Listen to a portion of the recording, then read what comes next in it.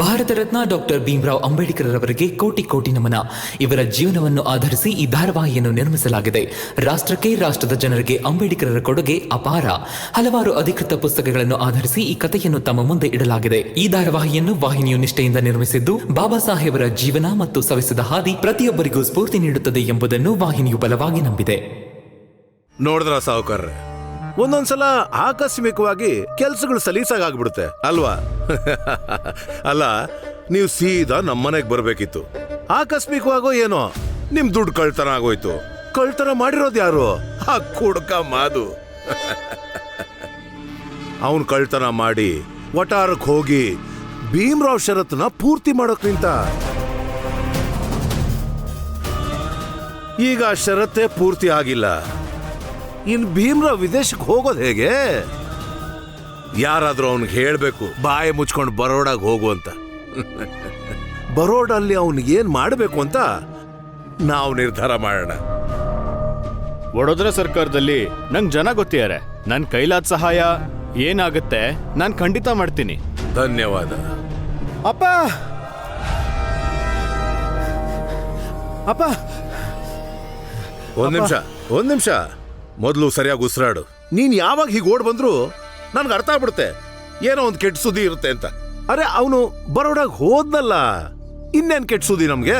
ಅಯ್ಯೋ ಅಪ್ಪ, ಭೀಮರಾವ್ ವಡೋದರಾಗ ಹೋಗೇ ಇಲ್ಲ. ಏನ್ ಹೇಳ್ತಿದ್ಯಾ ನೀನು? ಜೀಜಾಬಾಯಿ ಬಾವಿಗೆ ಬಿದ್ದೋದ್ಲು. ಎಲ್ರು ಅವಳನ್ನ ಆಸ್ಪತ್ರೆಗೆ ಕರ್ಕೊಂಡು ಹೋಗಿದ್ದಾರೆ. ಆ ಭೀಮರಾವು ಜೀಜಾಬಾಯಿ ಸರಿ ಹೋಗೋ ತನಕ ವಡೋದರಾಗ ಹೋಗಲ್ಲ ಅಂತೀಯಾನೆ.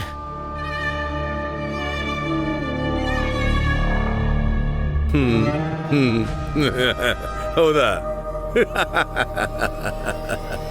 ಒಳ್ಳೇದಾಯ್ತು, ಹೊಸ ನಾಟಕ ಶುರು ಆಗುತ್ತೆ. ನಾವಿದ್ದೇ ಇದ್ದೀವಲ್ಲ ಭೀಮರಾವ್ನ ಹೊಸ ನಾಟಕಕ್ಕೆ ಉಪ್ಪು ಖಾರ ಮಸಾಲೆ ಹಾಕಕ್ಕೆ.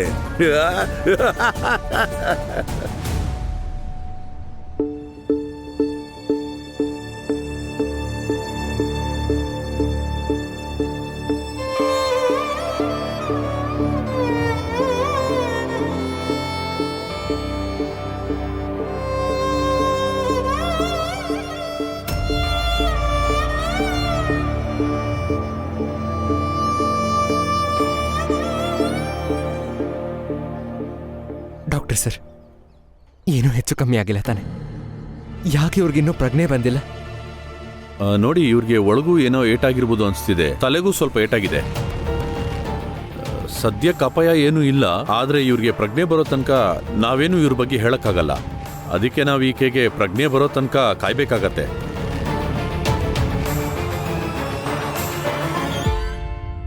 ರಾಮ್ಜಿ, ಸ್ವಲ್ಪ ಹೊರಗಡೆ ಬನ್ನಿ.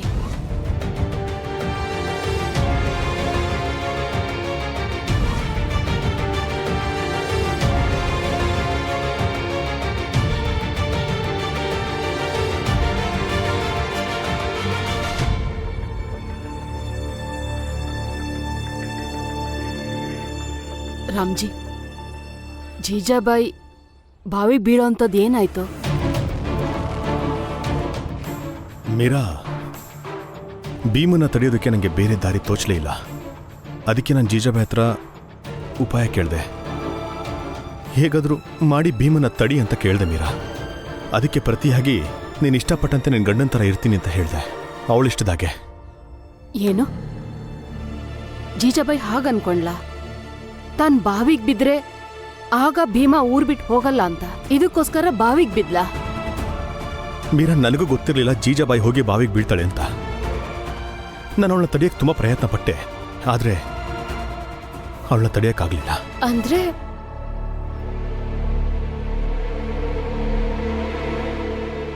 ಮಾವ, ನೀವು ಇದನ್ನೆಲ್ಲ ಮಾಡಿದ್ದು ಇವ್ರು ಬಡೋದರಾಗ ಹೋಗ್ಬಾರ್ದು ಅಂತನಾ? ನನಗೆ ಯಾಕೋ ಈ ವಿಷಯನ ಅವ್ರಿಗೆ ಹೇಳ್ಬೇಕು ಅನ್ನಿಸ್ತಿದೆ. ನಾನು ಅವ್ರಿಗೆ ಹೇಳ್ಬಿಟ್ಟು ಬರ್ತೀನಿ. ರಮಾ, ನೋಡು ಮಗಳೇ, ಭೀಮನ ಹತ್ರ ಇವಾಗಲೇ ಏನು ಹೇಳಕ್ಕೂ ಮಾವ. ನನಗೆ ಗೊತ್ತಿದೆ ಹೆಂಡತಿಯಾದವಳು ಗಂಡನ ಹತ್ರ ಯಾವ ವಿಷಯನೂ ಮುಚ್ಚಿಡಬಾರ್ದು ಅಂತ. ನನಗೆ ನಿನ್ನ ಮೇಲೆ ನಂಬಿಕೆ ಇದೆ. ನನ್ನ ಸೊಸೆ ನೀನು, ಭೀಮನ್ಗೆ ಏನು ಹೇಳಕ್ ಹೋಗ್ಬೇಡ. ಇದು ನಮ್ಮಿಬ್ಬರ ಹೋರಾಟ. ಈ ಹೋರಾಟದ ನಡುವೆ ನೀನು ಮಧ್ಯೆ ಬರ್ದೇ ಇದ್ರೆ ಒಳ್ಳೇದು ರಮ. ಮಾವ, ಅತ್ತೆಗ್ ಪ್ರಜ್ಞೆ ಬಂದಿದೆ. ಆದ್ರೆ ಏನೇನೋ ವಿಚಿತ್ರವಾಗೆಲ್ಲ ಮಾತಾಡ್ತಿದ್ದಾರೆ. ಬನ್ನಿ ಹೋಗೋಣ. ಎಲ್ಲಿದ್ದೀನಿ ನಾನು? ನಾನು ಎಲ್ಲಿದ್ದೀನಿ? ನಂಗಿವತ್ತು ಮದ್ವೆ ನಿಶ್ಚಯ ಆಗಿದೆ. ನನ್ ಮದ್ವೆ ಹೆಣ್ಣೀಗ. ಬಿಡು ಬಿಡು, ನಾನು ಹೋಗ್ಬೇಕು. ಬಿಡು ಅತ್ತೆ, ಸ್ವಲ್ಪ ಇರಿ.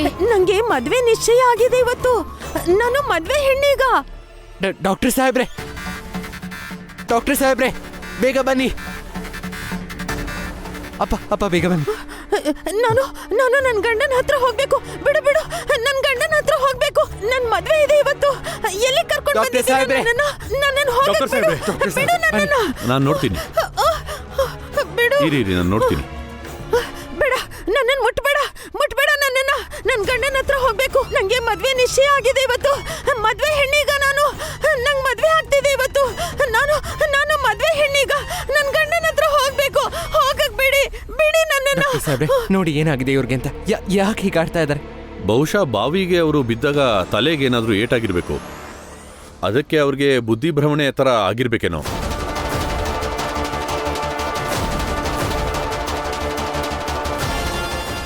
ಅದಕ್ಕೆ ಅವ್ರೀಗ ತುಂಬಾ ವಿಚಿತ್ರವಾಗಿ ಆಡ್ತಿದ್ದಾರೆ ಅನ್ಸತ್ತೆ. ಅಂದ್ರೆ ನಿಮ್ ಮಾತಿನ ಅರ್ಥ ಇವಳಿಗೆ ಹುಚ್ಚಿಡ್ದಿದ್ಯಾ? ನೀವು ಹಾಗೆ ಹೇಳ್ಬೋದು.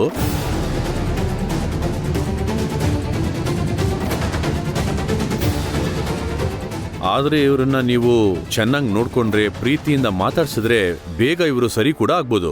ರೀ, ಇವತ್ತು ನನ್ ಮದ್ವೆ ಇದೆ. ನಾನು ನಾನು ನನ್ ಗಂಡನ ಹತ್ರ ಹೋಗ್ಬೇಕು. ನನ್ ಗಂಡ ನನ್ಗೋಸ್ಕರ ಕಾಯ್ತಿರ್ತಾರೆ. ಹೋಗಕ್ ಬಿಡಿ ನನ್ನ.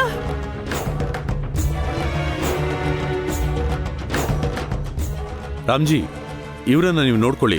ನೀವೆಲ್ಲ ಸ್ವಲ್ಪ ಹೊರಗಿರಿ. ಇಬ್ಬರನ್ನೇ ಬಿಡಿ ಸ್ವಲ್ಪ ಹೊತ್ತು. ಇವರು ಅವ್ರ ಗಂಡನ ಹುಡುಕ್ತಿದ್ದಾರೆ. ಗಂಡ ಅದೋನ್ ಹತ್ರ ಇದ್ರೆ ಪೇಷಂಟ್ಗೂ ತುಂಬಾ ಒಳ್ಳೇದು. ಪ್ಲೀಸ್.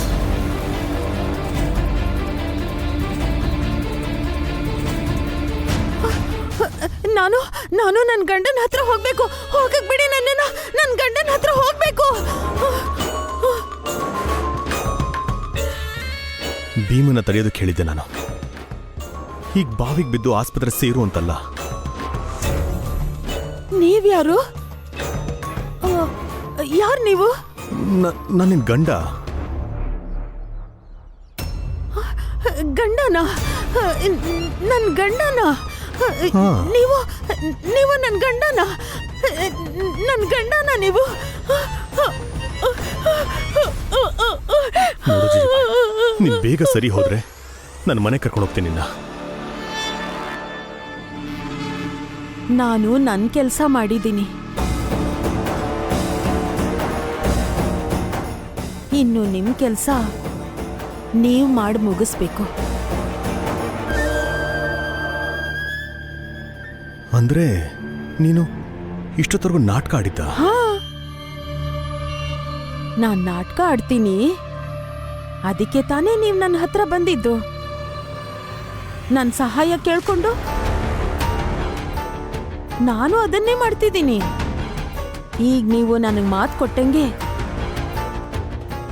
ನೀವು ನಡ್ಕೋಬೇಕು ಅಷ್ಟೇ. ನೆನ್ಪಿದೆ ಅಲ್ವಾ ನಿಮ್ ಮಾತು? ಹಾ, ನೆನಪಿದೆ ನನಗೆ. ಸರಿ, ಹಾಗಾದ್ರೆ ನನ್ನ ಪಾಲಿಗೆ ನನ್ನ ಗಂಡ ಹೇಗಿರ್ಬೇಕು ಅಂತ ನಾನು ಅನ್ಕೋತೀನೋ ನೀವಿನ್ಮೇಲೆ ಹಾಗೇ ಇರಬೇಕು. ಈಗಿಂದಾನೇ ಅದು ಪ್ರಾರಂಭ ಆಗ್ಲಿ. ಈಗ ನೀವು ನನ್ನ ಜೊತೆನೇ ಕೂತಿರ್ಬೇಕು. ಯೋಚಿಸ್ಬೇಡಿ. ನಿಮ್ಮ ಮಗನ್ನ ನೀವು ನನ್ನ ಮಾತು ಕೇಳೋ ತನಕ ಹೋಗದೆ ಇರೋ ಥರ ನೋಡ್ಕೋತೀನಿ. ನೀವಿನ್ನೇನು ಯೋಚನೆ ಮಾಡದೆ ನಾನು ಹೇಳ್ದಂಗೆ ಕೇಳ್ಕೊಂಡಿರಿ. ಇದರಿಂದ ನೀವು ದಿನಾ ಯೋಚನೆ ಮಾಡದೆ ಆರಾಮಾಗಿರಿ. ಎಲ್ಲ ನನಗೆ ಬಿಟ್ಬಿಡಿ.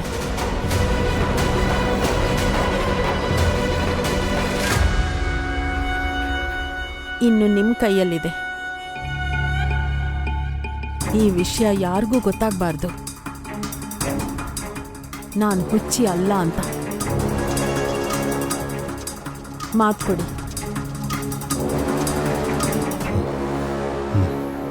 ಬಾಯ್ ಬಿಟ್ಟು ಹೇಳಿ. ಆಯ್ತು.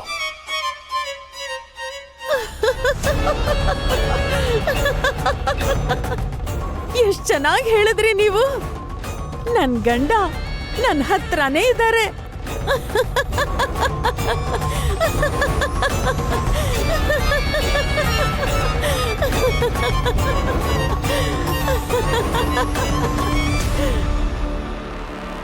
ಒಂದ್ ವೇಳೆ ಈ ವಿಷಯ ಮಹಾರಾಜ್ರಿಗೆ ತಲುಪಿದ್ರೆ ಅವ್ರು ಏನ್ ಹೇಳ್ತಾರೋ ಏನೋ. ನಿಮ್ಗೆ ಅವ್ರ ದಂಡ ವಿಧಿಸಲ್ಲ ತಾನೆ, ನೀವು ಅವ್ರ ಆಜ್ಞೆನ ಪಾಲಿಸದೆ ಬಡೋದರಾಗ ಹೋಗ್ಲಿಲ್ಲ ಅಂತ? ಗೊತ್ತಿಲ್ಲ ರಾಮ, ಇನ್ನೇನಾಗುತ್ತೋ ಆಗ್ಲಿ. ನೀವು ಹೊರಡ್ಬೋದಿತ್ತು, ನಾವಿದೀವಲ್ಲ ಇಲ್ಲಿ. ಹೋಗ್ಬೋದಿತ್ತು ಅದಕ್ಕೆ. ಅಕಸ್ಮಾತ್ ಅವ್ರ ಜಾಗದಲ್ಲಿ ಏನಾದರೂ ರಮ ಇದ್ದಿದ್ರೆ ನಿಮ್ ಎಲ್ರ ಮೇಲೆ ನಂಬಿಕೆ ಇಟ್ಟು ನಾನು ಆರಾಮಾಗಿ ಹೋಗ್ಬೋದಿತ್ತು. ಆದ್ರೆ ಆಗಿರೋದು ಇವ್ರಿಗೆ. ನಾನು ಅಕಸ್ಮಾತ್ ಈ ಸ್ಥಿತಿಲಿ ಅವ್ರನ್ನ ಬಿಟ್ಟು ಹೋಗಿದ್ದಿದ್ರೆ ಜೀವನ ಪೂರ್ತಿ ನನ್ನನ್ನ ಕೆಟ್ಟೋನು, ಸ್ವಾರ್ಥಿ, ಬೇರೆಯವ್ರ ಬಗ್ಗೆ ಕಾಳಜಿನೇ ಇಲ್ದೇನೋನು ಅಂತ ತಿಳ್ಕೊತಾರೆ. ನಂಗೊಬ್ನಿಗೆ ಹೇಳಿದ್ರೆ ನಾನು ಸಹಿಸ್ಕೋಬೋದಿತ್ತು. ಆದ್ರೆ ನನ್ನ ಅನುಪಸ್ಥಿತಿಯಲ್ಲಿ ರಮಂಗೂ ಹಂಗಿಸ್ತಿದ್ರು ಅವರು. ನೀವೆಲ್ಲರೂ ಬಯಸ್ಕೋಬೇಕು ಅವರಿಂದ. ಅಣ್ಣಂಗೆ ತೊಂದರೆ ಕೊಡ್ತಿದ್ರು. ಇದನ್ನೆಲ್ಲ ಹೇಗೆ ಸಹಿಸ್ಕೊಳ್ಳೋದು ಹೇಳಿ? ಅದಕ್ಕೋಸ್ಕರನೇ ನಾನು ಹೋಗ್ಲಿಲ್ಲ.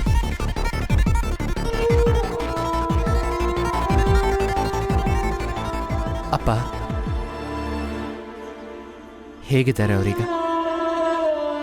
ನಿಮ್ ಮಗನ್ನ ನೀವು ನನ್ನ ಮಾತು ಕೇಳೋ ತನಕ ಹೋಗದೆ ಇರೋ ಥರ ನೋಡ್ಕೋತೀನಿ. ನೀವಿನ್ನೇನು ಯೋಚನೆ ಮಾಡದೆ ನಾನು ಹೇಳ್ದಂಗೆ ಕೇಳ್ಕೊಂಡಿರಿ. ಇನ್ನು ನಿಮ್ಮ ಕೈಯಲ್ಲಿದೆ. ಈ ವಿಷಯ ಯಾರಿಗೂ ಗೊತ್ತಾಗಬಾರ್ದು. ನಾನು ಹುಚ್ಚಿ ಅಲ್ಲ ಅಂತ.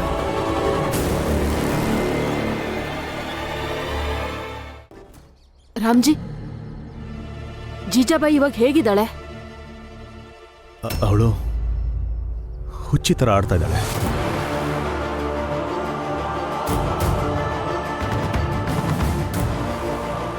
ಅಪ್ಪ ಅಪ್ಪ ನೋಡಿ, ನೀವು ಚಿಂತಿಸ್ಬೇಡಿ, ಅರ್ಥ ಆಯ್ತಾ? ನಾವೆಲ್ಲ ನಿಮ್ಮ ಜೊತೆ ಇದೀವಿ ತಾನೆ.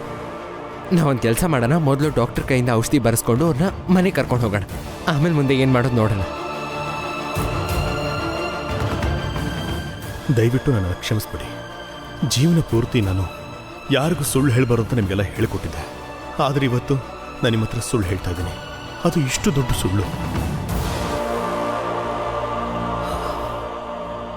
1 2 3 4 5 6 7 8 9 10. ಅಪ್ಪ ಅಪ್ಪ, ಆ ಜೀಜಾಬಾಯಿಗೆ ಹುಚ್ಚಿಡ್ದಿದೆ.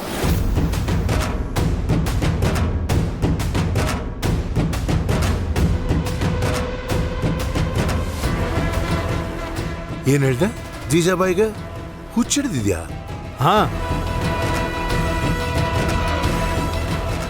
ಅದೆಂಗೆ ಜೀಜಾಬಾಯಿ ಇದ್ದಕ್ಕಿದ್ದಂಗೆ ಹುಚ್ಚಿ ಆದ್ಲು? ಅವಳಿಗೆ ನಿಜವಾಗ್ಲೂ ಹುಚ್ಚಿಡ್ದಿದ್ಯಾ ಇಲ್ಲ ಸುಮ್ಮನೆ ನಾಟಕ ಆಡ್ತಿದ್ದಾಳ? ಅದು ನಂಗೆ ಗೊತ್ತಿಲ್ಲ. ಆದರೆ ಈ ಕಾರಣದಿಂದ ಭೀಮಾ ಹೋಗೋದನ್ನು ತಪ್ಪಿಸಿದಾಳೆ.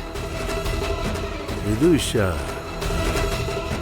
ಅಂದ್ರೆ ಭೀಮ್ರಾವ್ ತನ್ನ ಮಲ್ತಾಯಿಗೋಸ್ಕರ ಮಂತ್ರಿಗಳ ಮಾತನ್ನು ಧಿಕ್ಕರಿಸಿದ್ದಾನೆ. ಅದ್ಭುತ, ಎಷ್ಟು ಧೈರ್ಯ! ಅವರೇ ಮಹಾರಾಜರ ಆಜ್ಞೆನ ಧಿಕ್ಕರಿಸ್ತಾನ ಅವನು. ತುಂಬಾನೇ ಧೈರ್ಯ ಬಂದ್ಬಿಟ್ಟಿದೆ ಇವನಿಗೆ. ಏನಾದ್ರೂ ಮಾಡ್ಬೇಕಲ್ಲ. ಅಪ್ಪ, ಏನು ಯೋಚಿಸ್ತಿದ್ದೀರಾ ನೀವು? ಅದು ಒಂದು ವಿಷಯ ಹೇಳು. ಸಯ್ಯಾಜಿ ಮಹಾರಾಜರ ಪ್ರತಿನಿಧಿ ಇದಾರಲ್ಲ, ಅವರ ಕಾರ್ಯಾಲಯ ಎಲ್ಲಿದೆ ಅಂತ ಗೊತ್ತಿದ್ಯಾ? ಹೌದಪ್ಪ, ನಂಗೆ ಗೊತ್ತಿದೆ.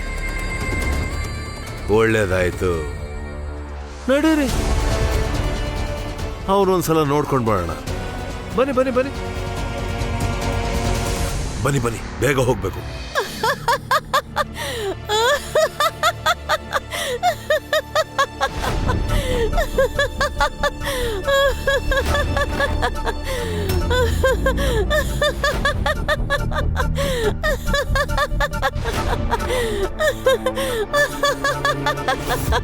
ಏನಾಗಿದೆ ಜೀಜಾಬಾಯಿ ನಿಮ್ಗೆ?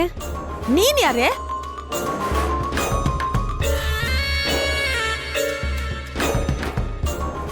ಜೀಜಾಬಾಯ್, ಚೆನ್ನಾಗಿದ್ಯಾ ತಾನೇ ನೀನು?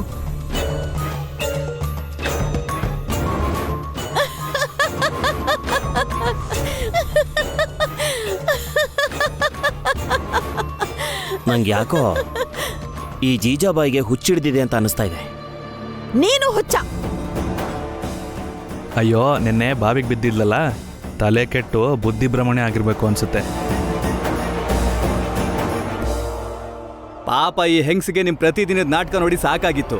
ಕೊನೆಗೆ ಹುಚ್ಚಿಯಾಗಿ ನಿಂತಿದ್ದಾಳೀಗ.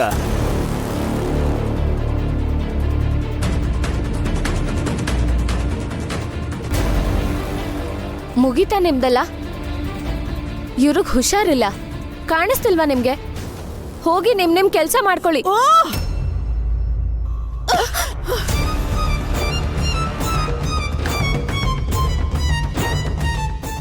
ನೀನ್ ಬಾಯಿ ಮುಚ್ಚು. ಬಾಯಿ ಮುಚ್ಕೊಂಡಿರ್ಬೇಕು. ಯಾಕೆ ಬಾಯಿ ಹರ್ಕೋತಿದ್ಯಾ?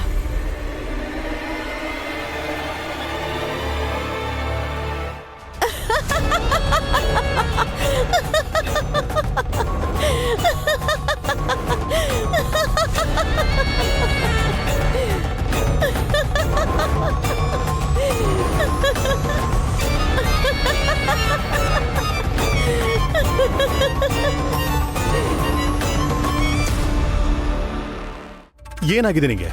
ಬುದ್ಧಿ ಇಲ್ವ ನಿಂಗೆ? ಅಪ್ಪ, ಅವ್ರ ಆರೋಗ್ಯ ಬೇರೆ ಸರಿ ಇಲ್ಲ. ನೀವೇ ಸ್ವಲ್ಪ ಅರ್ಥ ಮಾಡ್ಕೊಳ್ಳಿ, ಏನು ಹೇಳೋದಕ್ಕೆ ಹೋಗ್ಬೇಡಿ.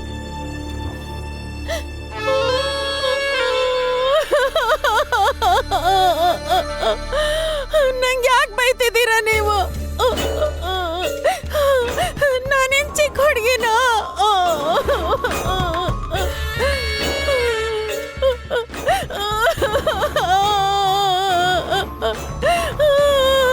ಜಿಜಾಬಾಯ್, ಜಿಜಾಬಾಯ್. ರಮಾ, ನಿನಗೇನು ಆಗಿಲ್ಲ ತಾನೆ? ಹಾ, ನಂಗೇನೂ ಆಗಿಲ್ಲ. ಪಾಪ ಅವ್ರ ಆರೋಗ್ಯ ಸರಿ ಇಲ್ಲ ಅಲ್ಲ, ಅದಕ್ಕೆ ಹೀಗೆ ನಡ್ಕೋತಿದ್ದಾರೆ.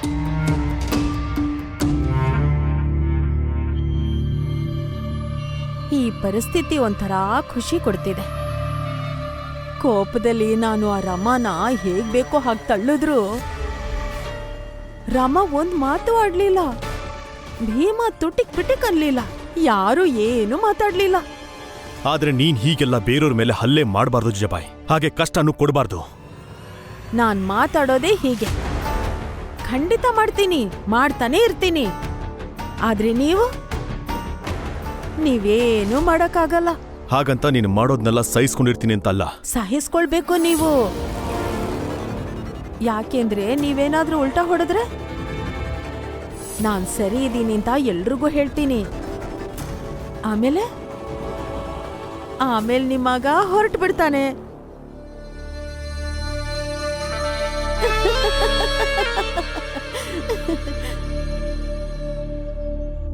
ಇಷ್ಟು ವರ್ಷಗಳಲ್ಲಿ ಈಗ ನನ್ಗೊಂದು ಒಳ್ಳೆ ಅವಕಾಶ ಸಿಕ್ಕಿದೆ. ಭೀಮನ್ಗೋಸ್ಕರ ನನಗೆ ಬೇಕಾದಷ್ಟು ನೋವು ಕೊಟ್ಟಿದ್ದೀರಾ. ಈಗ ಭೀಮನ್ ಹೆಸರಲ್ಲಿ ನಾನು ಎಲ್ಲಾನು ಸರಿದೂಗಿಸ್ತೀನಿ.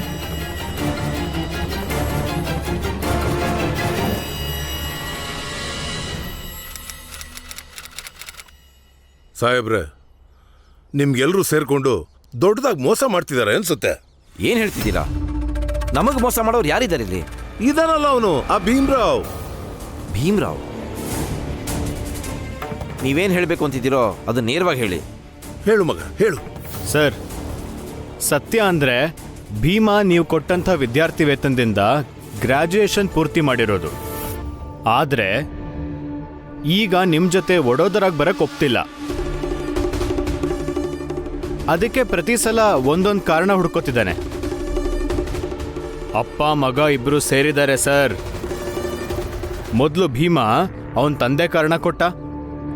ಈಗ ಅವನು ತಾಯಿನ ಮುಂದಿಟ್ಕೊಂಡು ಹೊಸ ನಾಟಕ ಶುರು ಮಾಡಿದ್ದಾನೆ. ಏನ್ ನಾಟಕ? ವಿಷಯ ಮುಟ್ಟಿರ್ಬೇಕು ತಮ್ಗೆ. ಜೀಜಾಬಾಯಿಗೆ ಹುಚ್ಚಿಡ್ದಿದೆ ಅಂತ. ಆದ್ರೆ ಜೀಜಾಬಾಯಿಗೆ ಹುಚ್ಚಿಡಕ್ ಸಾಧ್ಯನೇ ಇಲ್ಲ. ನಾಟಕ ಆಡ್ತಿರ್ಬೋದು, ಇಲ್ಲ ರಾಮ್ಜಿ ಹೇಳ್ಕೊಟ್ಟಿರ್ಬೋದು. ಇದ್ರಲ್ಲಿ ಮನೆಯವರೆಲ್ಲ ಸೇರ್ಕೊಂಡಿದ್ರು ಆಶ್ಚರ್ಯನೇ ಇಲ್ಲ. ಒಟ್ನಲ್ಲಿ ಇದ್ರ ಅರ್ಥ ಇಷ್ಟೇ ಸಾಹೇಬ್ರೆ, ಮೋಸ, ಮಹಾರಾಜರ ನಂಬಿಕೆಗೆ ದ್ರೋಹ. ಒಂದ್ ವೇಳೆ ನೀವು ಹೇಳಿದ್ದು ಸತ್ಯ ಆಗಿದ್ರೆ ಪರಿಣಾಮ ತುಂಬಾ ಕೆಟ್ಟದಾಗಿರುತ್ತೆ. ನೀವು ನಾನು ಹೇಳ್ದಂಗೆ ಮಾಡಿ. ಈ ಉಪಾಯ ಮಾಡಿರೋರನ್ನ ಕಂಡುಹಿಡಿಯಕ್ಕೆ ಮತ್ತು ಅವ್ರನ್ನ ಹಿಡಿಯಕ್ಕೆ ನಮಗೆ ಸಹಾಯ ಮಾಡಿ. ಯಾರೇ ತಪ್ಪು ಮಾಡಿದ್ರು ಅವರನ್ನ ಮಹಾರಾಜರ ಸಮ್ಮುಖದಲ್ಲಿ ನಿಲ್ಲಿಸೋಣ. ಮಹಾರಾಜರೇ ಅವರಿಗೆ ಶಿಕ್ಷೆ ಘೋಷಣೆ ಮಾಡಲಿ.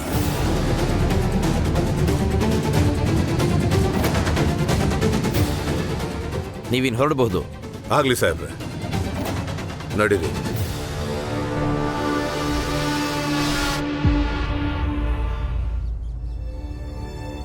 ತಪ್ಪು ಮಾಡ್ತಾ ಇದ್ದೀನಿ ನಾನು, ಆದರೆ ನನಗೆ ಗೊತ್ತಿದೆ ಪ್ರತಿ ತಪ್ಪಿಗೂ ಅದೇ ರೀತಿ ಶಿಕ್ಷೆ ಇರುತ್ತೆ ಅಂತ. ಈ ಶಿಕ್ಷೆ ಇವತ್ತಲ್ಲ ನಾಳೆ ನಾನು ಅನುಭವಿಸಲೇಬೇಕು.